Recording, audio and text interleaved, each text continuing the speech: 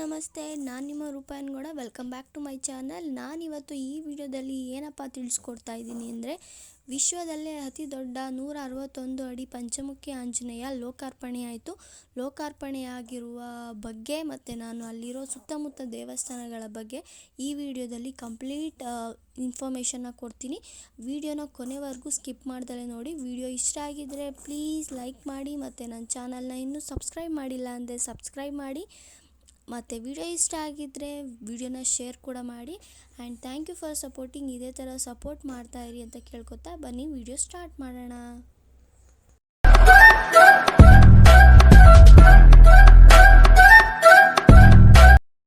ಇವಾಗ ನಾವು ಹೋಗ್ತಾ ಇದ್ದೀವಿ ನಮ್ಮೂರಲ್ಲೇ ಇರುವಂತಹ ಶ್ರೀ ಸತ್ಯಶನೇಶ್ವರ ಸ್ವಾಮಿ ಸನ್ನಿಧಿ ಹಾಗೂ ಶ್ರೀ ಪಂಚಮುಖಿ ಆಂಜನೇಯ ಸ್ವಾಮಿ ಮತ್ತು ಶ್ರೀ ಉದ್ಭವ ಬಸವಣ್ಣ ಸ್ವಾಮಿ ಸನ್ನಿಧಿಗೆ.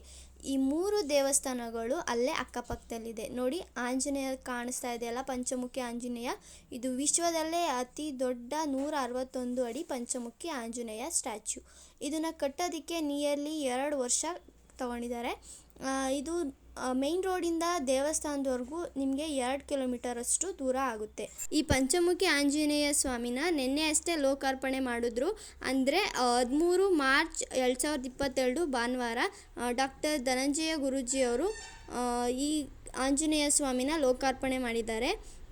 ನಾನು ಇಲ್ಲಿಗೆ ಬಂದಾಗ ಒಂದು ವ್ಲಾಗ್ ಮಾಡೋಣ ಅಂದ್ಕೊಂಡು ಈ ಊರೊಳಗಾಗಿ ಈ ಫೇಮಸ್ ಪ್ಲೇಸ್ನ ವ್ಲಾಗ್ ಮಾಡಲಿಲ್ಲ ಅಂದರೆ ಹಿಂಗೆ ಒಂದು ವ್ಲಾಗ್ ಮಾಡೋಣ ಅಂದ್ಬಿಟ್ಟು ಇಲ್ಲಿನ ಪ್ಲೇಸ್ನ ಸಣ್ಣ ಕ್ಲಿಪ್ಗಳನ್ನ ನಾನು ರೆಕಾರ್ಡ್ ಮಾಡಿಕೊಂಡು ಈ ವಿಡಿಯೋದಲ್ಲಿ ಸೇರಿಸಿದ್ದೀನಿ.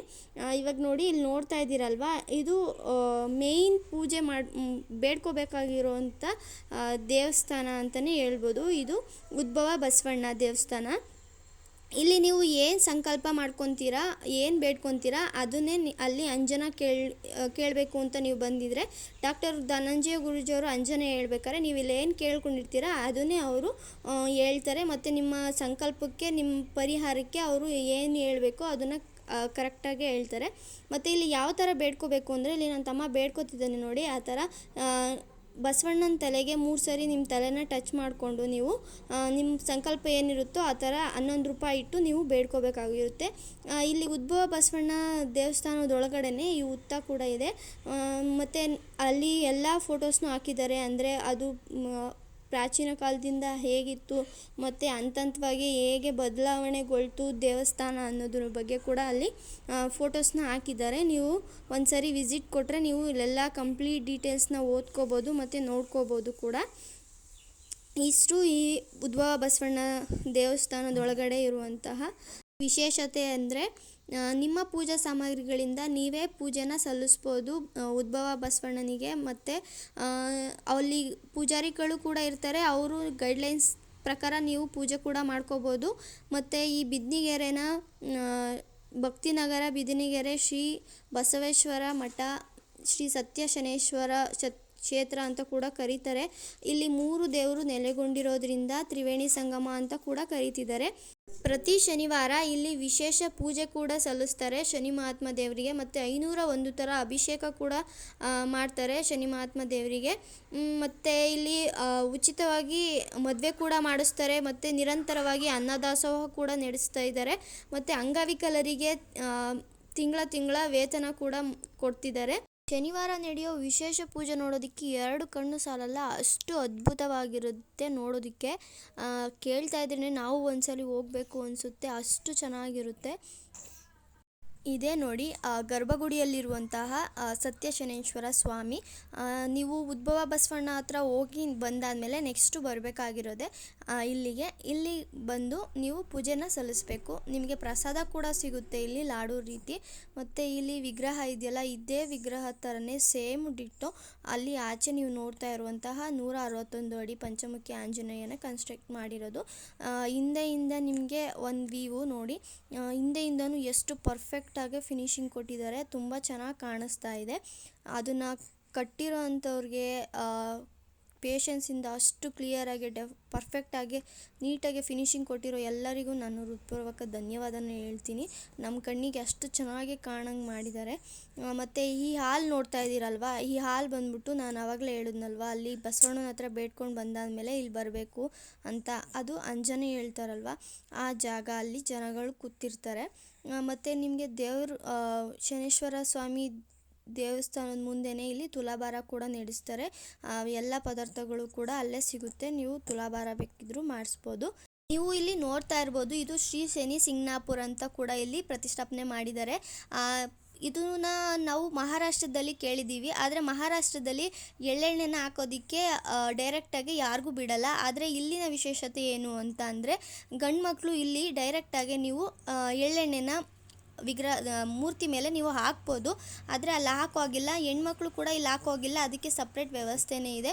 ಅಲ್ಲಿ ಎಳ್ಳೆಣ್ಣೆ ಹಾಕಿ ಕೆಳಗಡೆ ಸ್ಟೋರ್ ಆಗಿರೋದ್ರಿಂದ ನೀವು ತೊಗೊಂಡೋಗಿ ಮನೇಲಿ ದೇವ್ರ ದೀಪ ಹಚ್ಚೋದಕ್ಕೋ ಅಥವಾ ಒಗ್ಗರಣೆ ಹಾಕೋದಕ್ಕೆ, ಅಡುಗೆಗೆ ಒಗ್ಗರಣೆ ಹಾಕೋದಕ್ಕೋ, ಅಥವಾ ನಿಮ್ಗೇನಾದರೂ ಮಂಡಿ ನೋವು, ಕೈ ನೋವು, ಕಾಲು ನೋವು ಆ ಥರ ಏನಾದ್ರು ಇದ್ದರೆ ಅದನ್ನು 9 ದಿವಸ ಕಂಟಿನ್ಯೂಯಸ್ ಆಗಿ ನೀವು ಹಚ್ಕೊಂಡ್ರಿ ಅಂದರೆ ನೋವು ಕೂಡ ಕಮ್ಮಿ ಆಗುತ್ತಂತೆ. ಅಲ್ಲಿ ಒಂದು ಕೋತಿ ಕೂಡ ಸಾಕಿದ್ದಾರೆ, ಅದು ತುಂಬ ಚೆನ್ನಾಗಿ ತರಲೆ ಮಾಡ್ಕೊಂಡು ಆಟ ಆಡುತ್ತೆ.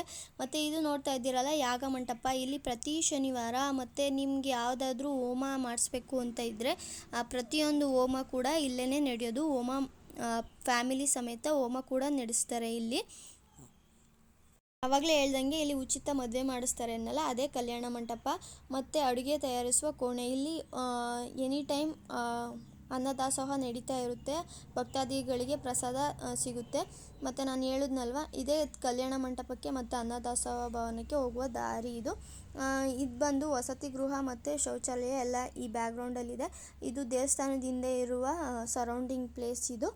ನೀವು ಇಲ್ಲಿ ನೋಡ್ತಾ ಇರ್ಬೋದು, ಇಲ್ಲಿ ರೈಲ್ವೆ ಟ್ರ್ಯಾಕ್ ಕೂಡ ಇದೆ, ರೈಲು ಕೂಡ ಪಾಸ್ ಆಗುತ್ತೆ. ಮತ್ತು ಅಕ್ಕಪಕ್ಕ ಜಾಗ ತುಂಬ ಕ್ಲೀನಾಗಿ ಕೂಡ ಇದೆ, ನಿಶಬ್ದವಾಗಿದೆ, ಶಾಂತಿಯುತವಾಗಿದೆ. ಇಲ್ಲಿ ನೋಡ್ಬೋದು ನೀವು ಪಂಚಮುಖಿ ಆಂಜನೇಯ ಸ್ವಾಮಿದು ಬ್ಯಾಕ್ ಸೈಡು ವ್ಯೂ ಇದು. ಇಲ್ಲಿ ನೀವು ಕಾಣಿಸ್ತಾ ಇದೆ ಅಲ್ವಾ, 3 ಕಡೆ ಇಲ್ಲಿ ಜೇನ್ ಗೂಡು ಕೂಡ ಕಟ್ಟಿದೆ ಈ ಪಂಚಮುಖಿ ಆಂಜನೇಯ ಸ್ವಾಮಿ ಸ್ಟ್ಯಾಚುಗೆ. ಇಲ್ಲಿ ನೀವು ನೋಡ್ತಾ ಇರ್ಬೋದು, ಇದು ಬಂದು ತೇರು. ಇದನ್ನು ಶಿವರಾತ್ರಿ ಹಬ್ಬದ ಟೈಮಲ್ಲಿ ಈ ತೇರನ್ನು ಎಳಿತಾರೆ, ಮರದಿಂದ ಮಾಡಿರೋ ತೇರು ಇದು. ಇವಾಗ ನಾವು ಹೋಗ್ತಾ ಇದ್ದೀವಿ, ಪಂಚಮುಖಿ ಆಂಜನೇಯ ಸ್ವಾಮಿ ಲೋಕಾರ್ಪಣೆ ಆಗಿರೋದ್ರಿಂದ ಇಲ್ಲಿ ಗರ್ಭಗುಡಿ ಒಳಗಡೆ ದೇವ್ರನ್ನ ಪ್ರತಿಷ್ಠಾಪನೆ ಮಾಡಿದ್ರು, ಅದನ್ನು ನಾನಿವಾಗ ತೋರಿಸ್ತಾ ಇದ್ದೀನಿ. ಸ್ವಲ್ಪ ಅಷ್ಟೇ ಕ್ಯಾಪ್ಚರ್ ಮಾಡೋಕ್ಕಾಯಿತು, ಆದರೆ ಫುಲ್ಲು ಕ್ಲಿಯರಾಗಿ ಕಾಣಿಸ್ಲಿಲ್ಲ. ನಾನು ಫೋಟೋ ಕ್ಲಿಪ್ನ ಆ್ಯಡ್ ಮಾಡಿದ್ದೀನಿ, ನೀವು ಫೋಟೋ ಕ್ಲಿಪ್ಪಲ್ಲಿ ನೀವು ದೇವ್ರದ್ದು ವಿಗ್ರಹ ಹೆಂಗಿದೆ ಒಳಗಡೆ ಪ್ರತಿಷ್ಠಾಪನೆ ಮಾಡಿರೋದು ಅನ್ನೋದನ್ನು ನೀವು ನೋಡ್ತಾ ಹೋಗ್ಬೋದು. ನಾನು ಈ ವಿಡಿಯೋದಲ್ಲಿ ತೋರಿಸಿರೋದಕ್ಕಿಂತ ಇನ್ನೂ ಚೆನ್ನಾಗಿ ನಾನು ನೋಡಬೇಕು ಅಂತ ಇದ್ದರೆ ನೀವು ಒಂದು ಸತಿ ಇಲ್ಲಿ ಬಂದು ದರ್ಶನ ಮಾಡ್ಕೊಂಡು ಹೋಗಿ.